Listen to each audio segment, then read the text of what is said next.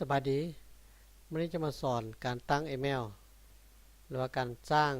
อีเมลเนาะเป็นของตนเองอยู่ใน Google ซึ่งอีเมลมีความสำคัญหลายอย่างคือก่อนจะไปใช้ Facebook เนาะหรือจะไปใช้เครือข่ายอื่นเขาก็ต้องได้มีอีเมลเป็นตัวยืนยันหรือจะฝากเงินที่ธนาคารเนาะและอยากคู่บัญชีเงินฝากของเขาในแต่ละเดือนเขาก็ต้องมีอีเมลก่อนเนาะหรือว่าจะตั้งอยู่ใน YouTube เนาะจะส่งข้อมูลไปหาผู้นี้ผู้นั้นภายในและต่างประเทศก็ต้องมีอีเมลเป็นของตัวเองมันจะเห็นได้เนาะดังนั้นเมื่อนี้จะพาไปตั้งอยู่ใน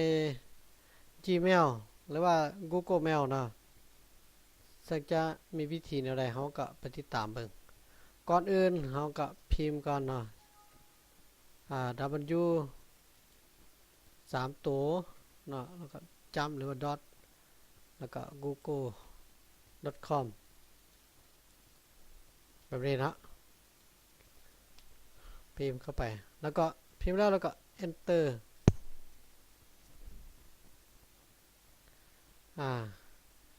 enter หลังจากนั้นเขาก็เข้าสู่ระบบตัวนี้นี่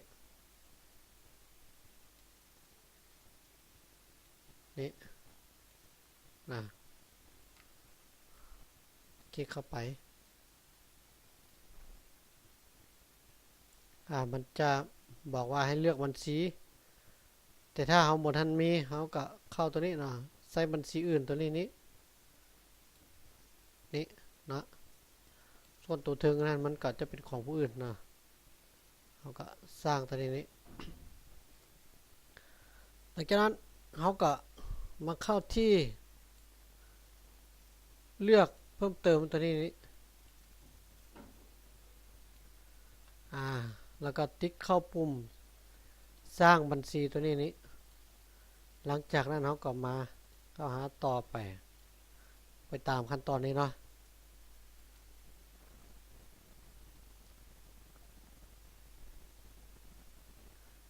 ระบบกำลังเฮ็ดเวียกไม่ได้มานี่แล้วเนาะมันบอกว่าสร้างบัญชี Google ของท่านอันนี้นะหลังจากนั้นเขาก็พิมพ์ชื่อตัวอย่างว่าเขาชื่อในนี้ต้องเป็นชื่อภาษาอังกฤษเนาะระบบมันจึงรองรับได้ตัวอย่างว่า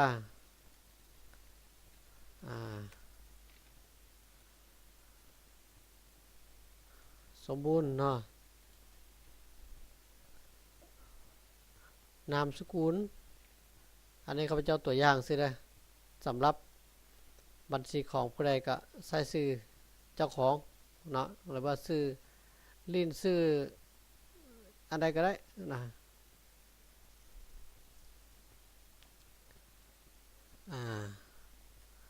สมสมบูรณ์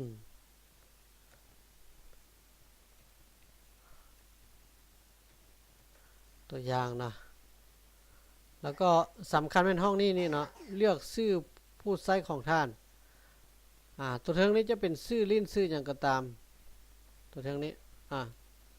ชื่ออย่างก็ยาแต่สำคัญตัวนี้จะเป็นชื่ออีเมลเนาะคือมันจะมี @gmail.com ทางหลังนี้ตัวนี้คืออีเมลของเขาต้องใส่ชื่อที่ว่าเขาจื่อเนาะตัวอย่างแบบนี้ก็ได้นะวันนี้เวลาเราคลิกใส่ห้องอื่นเนี่ยมันจะบอกว่าชื่อสมบูรณ์นี่นะมีคนใช้ก่อนแล้วเนาะคือระบบของ Google มันจะบ่ให้ซ้ำกันดังนั้นเราต้องพยายามเปลี่ยนให้มันต่างจากของคนอื่นนะคือตัวนี้มันก็มีแล้วเราก็เปลี่ยนเป็น2016นะก็มีคือกัน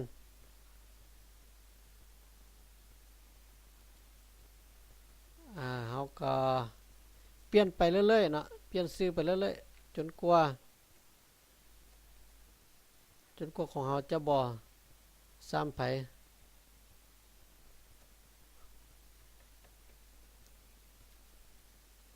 วันนี้ได้แล้วเนาะ ถ้าเป็นตัวหนังสือสี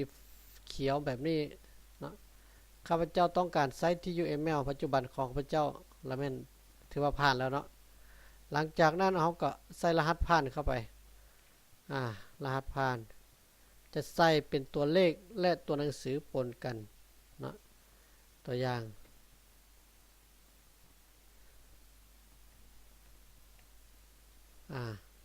อันนี้เป็นมายืนยันนะ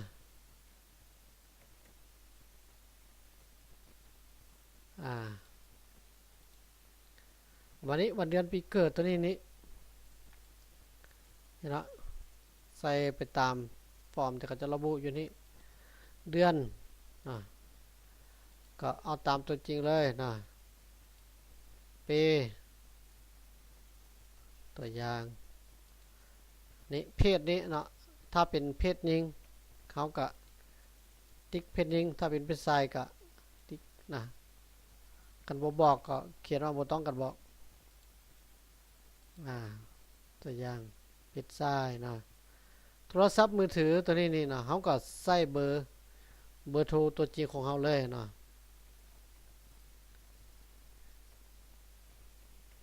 ตัวอย่างนะอันนี้มาห้องนี้อีเมลปัจจุบันของท่านคันเขามีอีเมลก่อนหน้านี้แล้ว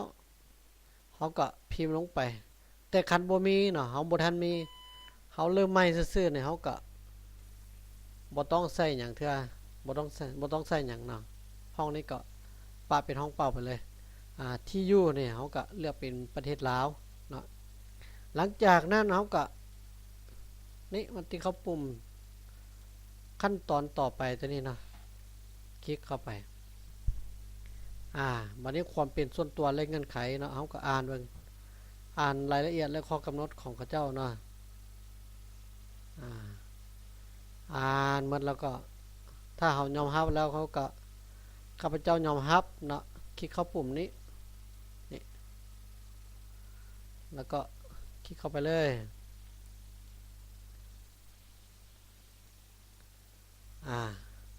วันนี้ยืนยันบัญชีของท่านนะคือเบอร์โทรศัพท์เขาต้องเขียนเบอร์โทรที่ถูกต้องนะเขียนเบอร์โทรที่ถูกต้องใส่ห้องนี้020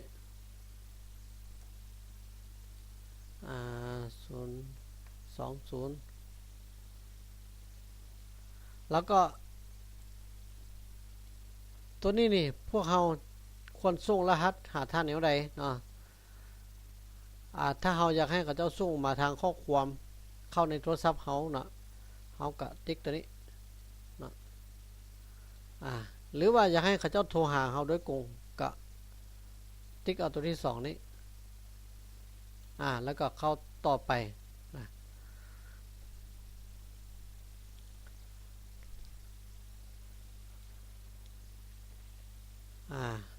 วันนี้เมื่อได้รหัสที่เขาเจ้าส่งมาทางข้อความหาโทรศัพท์เราแล้วเขาก็เอารหัสตัวนั้นมาป้อนเข้าที่นี่เนาะเพื่อทำการยืนยันแล้วก็กดทำต่อป้อนรหัสยืนยันแล้วเนาะเขาก็คลิกเข้าอันนี้ทำต่อตัวนี้เนาะคลิกเข้าไปมันจะเข้าสู่ขั้นตอนต่อไปวันนี้เนาะมันจะบอกว่ายินดีต้อนรับชื่อของเขาชื่ออีเมลของเขาคือตัวนี้เนาะตัวนี้เป็นอีเมลของเขาต้องจำไว้มีจักตัวเขียนอะไรก็ต้องจื่อไว้เนาะเดี๋ยวมันจะออกมาทางนี้เนาะมันจะบอกตัว S ทางหน้านี้ขึ้นเป็นไอคอนอยู่นี่เขาก็คลิกเข้าไปเบิ้งบัญชีของค่อยเนาะ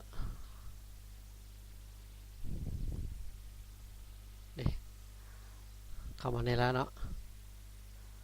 จะตั้งค่าอันใดเพิ่มเติมก็ตั้งเข้าไปแต่ถ้าบอตั้งก็เขาก็ออกจากบัญชีไปเลยก็ได้เนาะในนี้เขาจะเลือกรูปเป็นไอคอนก็ได้นะตัวอย่างเด็เขาก็เลือกรูป ตัวอย่างเรียกเอาทุ่งซาดลาวนี่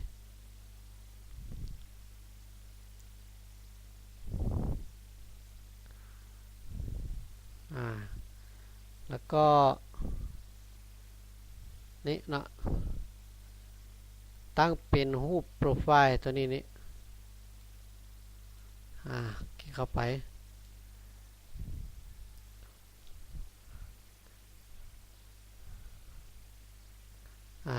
จักหน่อยเนาะมันจะปรากฏในที่นี้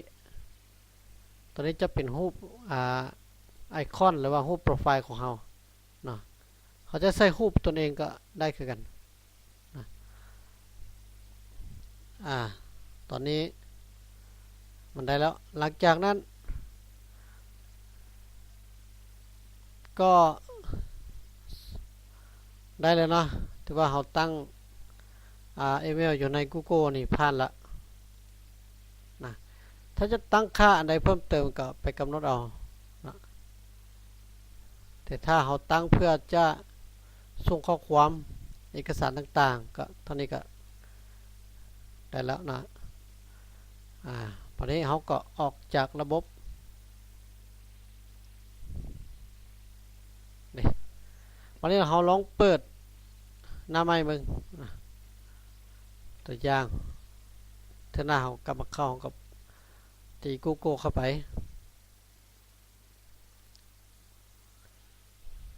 แบบนี้เนาะเมื่อเข้ามาแล้วเขาอยากเข้าไปเช็คอีเมลของเขาว่ามีผู้ใดส่งข้อความ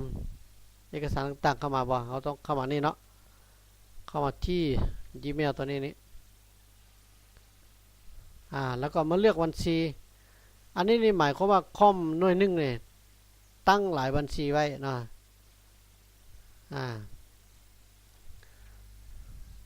แต่ถ้าเขาตั้งเพียง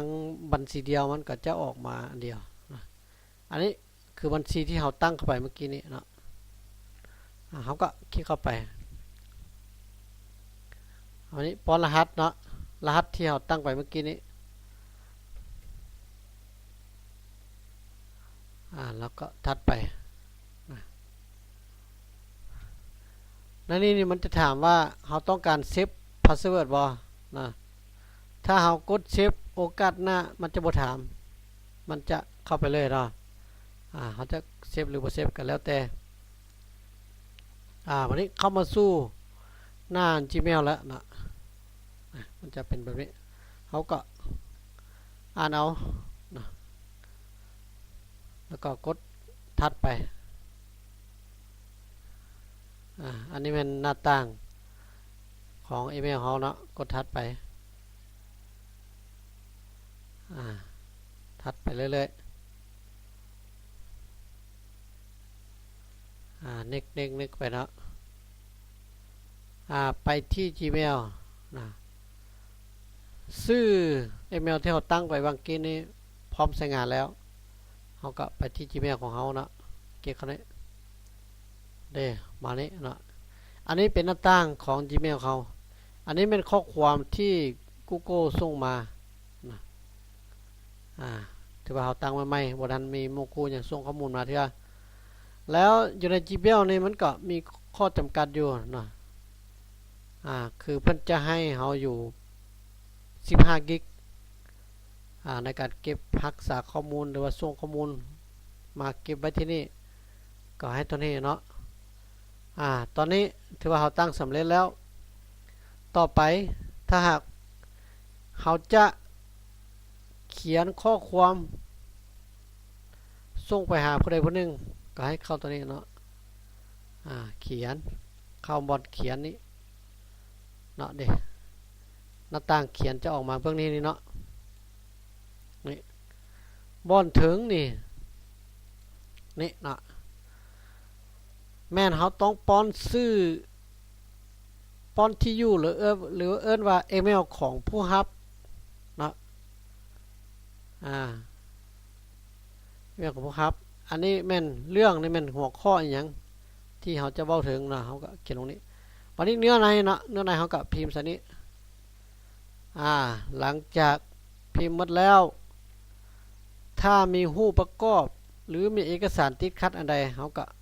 เข้าตัวนี้ เอิ้นว่านี่เนาะเอิ้นว่าแนบไฟล์หรือว่า attach ไฟล์เนาะก็คลิกเข้านี่ถ้าเราจะเอาเอกสารหรือเอารูปภาพอะไรมาประกอบเราก็เลือกแล้วก็ลงเข้าไปหลังจากเราเขียนข้อความหรือว่าแนบรูปภาพข้อมูลอะไรนึงเข้าไปแล้วเราก็มาคลิกเข้าปุ่มส่งตัวนี้นะแล้วจดหมายของเรานี้จะไปหาผู้ที่เราต้องการส่งอย่างว่องไวนะวันนี้ข้าพเจ้าจะออกจากหน้านี้แล้วกลับมาหานี้แต่ถ้าเราบ่ต้องการเขียนจดหมายถึงผู้ใดเราต้องการเบิ่งว่ามีผู้ใดส่งมาบ่เราก็เข้านี้เนาะที่กล้องจดหมายตัวนี้เนี่ยเนาะตัวนี้จะเป็นกล้องเก็บหรือว่ารับรองเอาจดหมายที่คนอื่นเขียนส่งมามันจะมารวมกันที่ปุ่มนี้เนาะแต่ตอนนี้ของเขายังมีอันเดียวนะคือโกโก้ส่งมาบ่ทันมีผู้ใดส่งมาเทื่อนะบัดนี้ถ้าหากว่าเขาต้องการลบนะต้องการลบจดหมายที่บางคนส่งมาที่เราบ่ต้องการแล้วเราก็ติ๊กเข้านี้แล้วก็ลบนะลบก็คือนี่นะเมื่อติ๊กเข้านี้แล้วมาคลิกใส่ทางขี้เหงื่อนี้แล้วก็ข้อความนี้ก็จะถึกลบไปนะส่วนตัวอื่นก็เด้จดหมายที่ส่งแล้วมีจักฉบับที่เขาเขียนมันก็จะบันทึกไว้แถวๆนี้แหละก็ติดตามเบื้องหน้านี้เนาะก็ง่ายๆที่ว่าเราสามารถสร้าง Gmail ได้แล้วหลังจากที่เราสร้างได้แล้วเนาะเขาจะไปสร้างบัญชีทาง Facebook หรือ YouTube เขาก็เอานี้ไปใส่นะพอระบบ Google มันจะเชื่อมโยงไปหาหลายอย่างได้วันนี้เราสร้างได้แล้วเนาะก็ง่ายๆขอบใจที่ติดตามชมวิดีโอของข้าพเจ้านะขอบใจ